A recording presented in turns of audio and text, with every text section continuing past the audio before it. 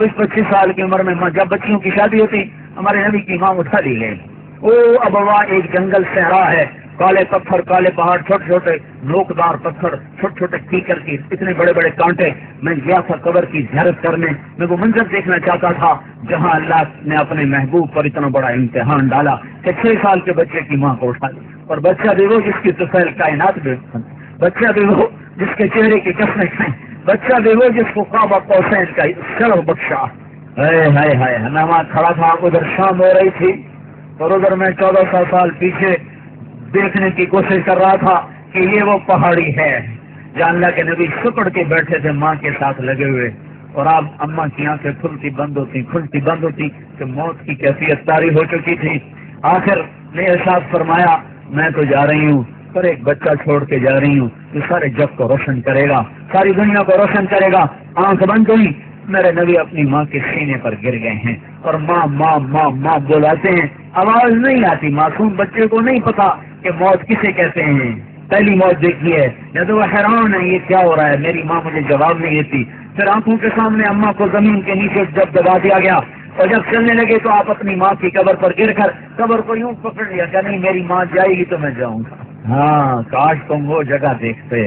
میں ہزاروں دفعہ یہ قصہ بیان کر چکا، ہر دفعہ میں روتا ہوں کہ اللہ نے اپنے نبی کو کن گھاٹیوں سے گزارا اس امت کی خاطر. آج اس امت کے ہاتھ میں خنجر ہے، کیا مرد کیا عورت، اور ہر خنجر نبی کے سینے میں جا کے اتر جائے. کیا کر رہے ہو، کیا کر رہے ہو؟ وہ ہستی جو موت پہ نہ بھولی، عرفات میں نہ بھولی، اور میدان معاشر میں جب نبی ہوئی کہیں گے نفسی نفسی.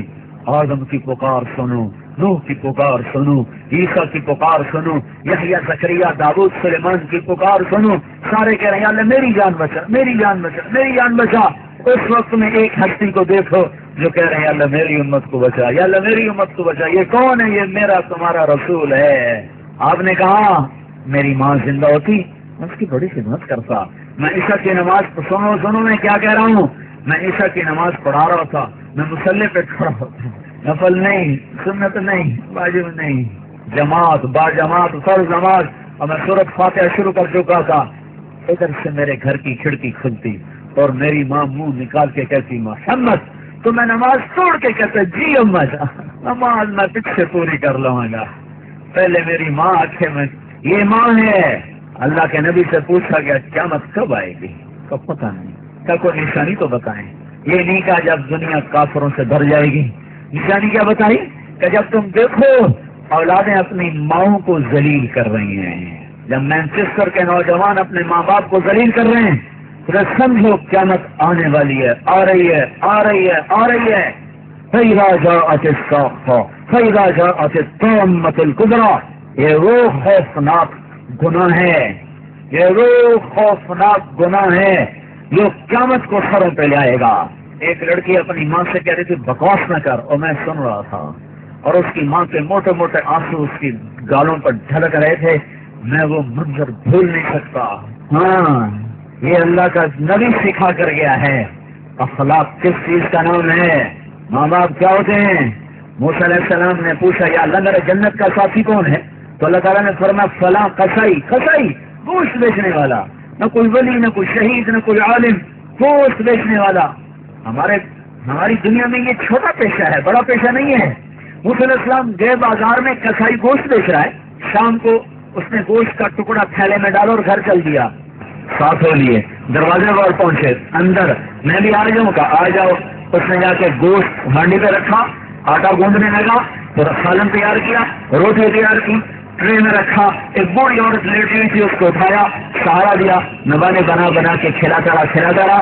جب اس نے سر ہلایا بس تو اس کا منہ صاف کر کے لٹایا. وہ کچھ بولنے لگی. موسیٰ علیہ السلام نے پوچھا یہ کون ہے؟ کہا یہ میری ماں ہے، صبح خدمت کر کے جاتا ہوں، شام آ کر اس کی خدمت کرتا ہوں، پھر بچوں کو دیکھتا ہوں. موسیٰ علیہ السلام نے کہا یہ کیا کہہ رہی تھی؟ کہنے لگا کیا کہوں کیا کہہ رہی تھی؟ ماں جو ہوئی پاگل ماں. جب میں خدمت کرتا ہوں تو شروع ہو جاتی ہے اللہ تجھے جنت میں موسیٰ کا ساتھی بنائے. کتنے موسیٰ سے کتنے کسائی، میں کتنے سے موسیٰ کتنے، میں کہاں اور موسیٰ کہاں. یہ ماں ہے، یہ ماں ہے، یہ باپ ہے، یہ اولاد ظالم بدبخت اولاد جنہوں نے ماں باپ کو ذلیل کر کے رکھ دیا. یہ ڈالر پاؤنڈ کما کے کیا کریں گے؟ یا قیامت کے دن ان کے گلے میں اللہ تعالیٰ توخ ڈال دے گا. ظالم سمجھتے تھے ماں کیا ہے.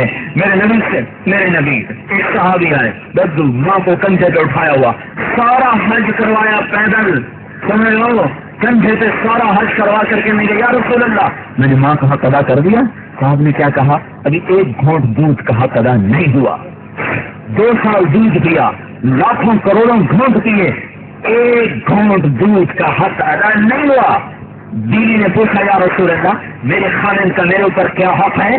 تو میرے نبی نے فرمایا سر سے لے کر پاؤں تک تیرے خاوند پہ زخموں میں پیٹ پڑ چکا, تو زبان سے چاٹ کے صاف کرے, تو نے اپنے خاوند کا حق ادا نہیں کیا.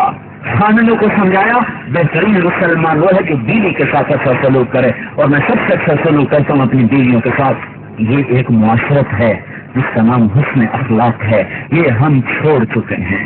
ہمارے پاس زیادہ سے زیادہ نماز آئی ہے, روزہ آیا ہے, حج زکات عمرہ اتنا کچھ تو آ چکا ہے, لیکن میں معاف کر دوں, میں چھوٹا بن جاؤں, میں گاڑی سے رک لوں, میں غیبت پہ لگام چڑھا لوں اپنی زبان کو.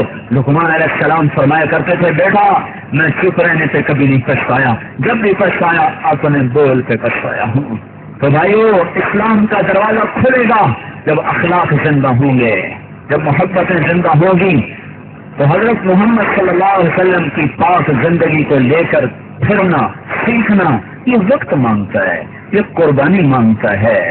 اللہ کا شکر ہے بہت تبدیلی. میں 1983 میں آیا تھا مینچسٹر میں پہلی دفعہ, ایک چھوٹی سی مسجد میں تھوڑے سے لوگ جمع ہوئے تھے. آج بہت بڑا مجمع دیکھ رہا ہوں, بہت بڑی رونق نظر آ رہی ہے. اس مالک کا نظام چل رہا ہے, لیکن ابھی سفر لمبا ہے, ابھی منزل دور ہے. مسافر سب سے چلتے ہیں جو جانا دور ہوتا ہے. بڑی نسل ہماری گم ہو گئی ہے, انہیں واپس لانا ہے. کتنی نسلیں ہماری کھو گئی. مسلمان باپ کی پشت سے نکلا ہوا نطفہ اور مسلمان ماں کی چھاتی کا دودھ پینے والا, ہزاروں نوجوان بچے بچیاں جو گم ہو گئے, ان کو بھی لانا ہے, سارے عالم کو بھی ایمان پر لانا ہے, خود بھی توبہ کر کے اللہ اس کے رسول سے جڑنا ہے اور اس پیغام کو دنیا میں پھیلانا ہے. یہ چھوٹا موٹا کام نہیں ہے, بہت بڑی محنت ہے.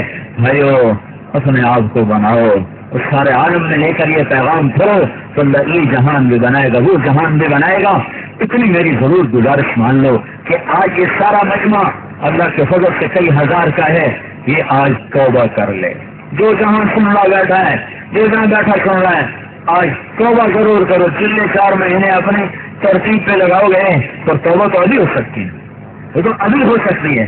ادھر آپ کہو گے یا اللہ میری توبہ, ادھر اللہ کی رحمت آپ پر چھا جائے گی.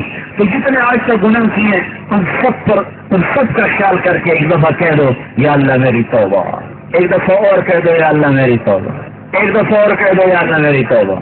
جن بھائیوں نے سچے دل سے کہہ دیا ہے مبارک ہو, آج وہ ایسے بیٹھے جیسے ماں کے پیٹ سے نکلے. اور میں اللہ کا قربان جاؤں, ایک آدمی توبہ کرے نا تو اللہ 7 آسمان پہ روشنیاں کر دیتا ہے. حیرت کی بات, ایسا بے نیاز اور ایسا اپنے بندے سے پیار, تو سارے فرشتوں میں حیرت ہوتی. یہ جگمگ لائٹیں کیا ہیں؟ تو آسمان عرشوں سے اعلان ہوتا ہے آج ایک بندے نے اپنے رب سے صلح کر لی ہے. یہ کئی ہزار کا مجمع, اور مینچسٹر جیسے غفلت کے شہر میں جب توبہ کر کے اٹھے گا تو آسمان پہ کیا روشنیاں ہوگی. عید ہو جائے گی اللہ کی قسم آج آسمان پر, اگر آپ سچے دل سے توبہ کر کے اٹھ جاؤ. اور بتاؤں میرا اللہ کہتا ہے داؤد جا گناہ گاروں کو خوشخبری سنا. تو داؤد علیہ السلام حیران ہو گیا, اللہ گناہ گاروں کو کیا خوشخبری سناؤں؟ کہوں نے یہ خوشخبری سناؤ جتنے بھی گناہ کیے ہیں ڈرو نہیں, ایک دفعہ کہو یا اللہ میری توبہ, تو میں ساری معاف کر دوں. تو توبہ تو سب نے کر لیا, پکی کر لیا. جو فرض چھوڑے ہیں ان کا گناہ معاف, قضا باقی ہے. جو حق لوگوں کے کھا لیے ہیں وہ گناہ معاف, اس کا ادا کرنا ابھی باقی ہے.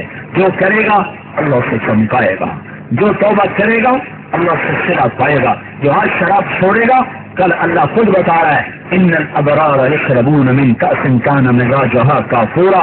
اللہ جنت والوں کو کافوری شراب پیش کرے گا, جام بھی سرائی بھی. اس سے اوپر کا درجہ ہے یسقون فیہا کأسا کان مزاجها زنجبیلا.